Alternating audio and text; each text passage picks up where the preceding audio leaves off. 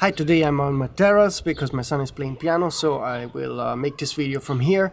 On the back you see the clouds that are coming. There will be a cold front with a lot of snow coming now, so overnight there will be something like 20 centimeters snow on the mountains around, and tomorrow I will also do a small ski tour on the mountains here. The past 2 days I didn't make any new vlog video because I was hiking and biking on the mountains. Now I'm back, so we'll catch up with a couple of news that have been posted the past 48 hours. The first news is that there's a new Meike 85mm 1.4 E-mount lens. It's a full-frame E-mount lens that will also be available in different mounts like Canon RF, Nikon Z and Leica L-mount. You can see the images here. Also the specs have been published officially by Meike, and the lens is currently being displayed on the NAB show in Las Vegas. The second news is that we have a new funny Vertigo lens turret. This turret allows you to use 3 EF or PL mount lenses at the same time on your E-mount camera. This is obviously a product that is very interesting for cinematographers. It allows you to use 3 fast primes, different range instead of a huge zoom lens, and often those seen as zoom lens don't cover some focal lengths, like for example ultra wide angle shots. If you're a cinematographer with a Vertigo lens turret, you're now able to use, for example, a ultra wide angle lens, a fast medium lens and a long tele prime lens at the same time, which is very useful for filmmakers. Of course, this is meant for photographers. It would be kind of funny to see the turret mounted on a A6 or A7 camera. Maybe somebody will do it. I think it's just hilarious. It would be hilarious to see it. And yesterday I also got a new spec sheet for new mobile sensor.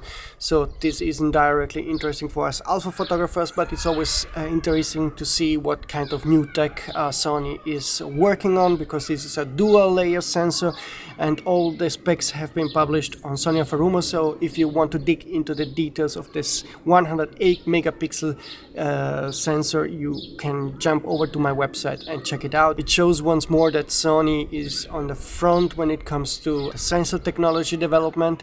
This also makes me very curious about, for example, the next A9 III sensor, the next stack sensor, which I'm sure will be quite a big major step forward, and I hope to get some reliable specs about that sensor soon too. This week Nikon also announced a new PZ lens, a very compact APS-C lens, and this was the only announcement this week. Now let's move on to 2 AI related news. Adobe announced that Firefly will also be able to generate videos, audios and animations, so not only images.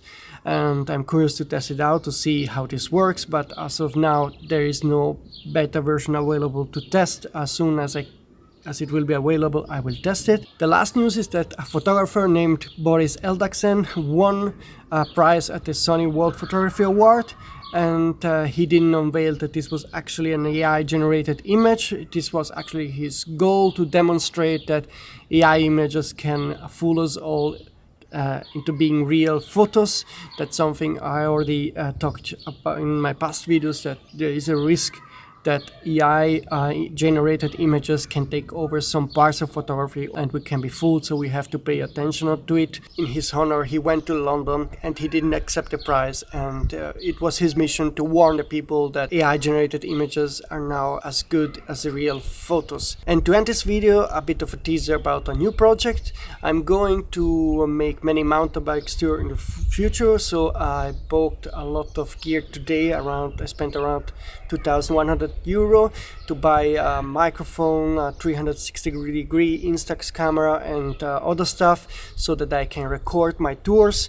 And also I will use the Sony a7R5 and the Tamron 28 to 200mm lenses to take some hopefully amazing shot of the landscape where I live. I will post some of those tour videos here on this channel, so if you like to follow me about that and see what I'm doing, again, subscribe to this channel, hit the notification button to not miss any of my upcoming videos about my mountain bike tours, about the new camera and lens rumors that are coming soon. And that's it for today, and I see you soon.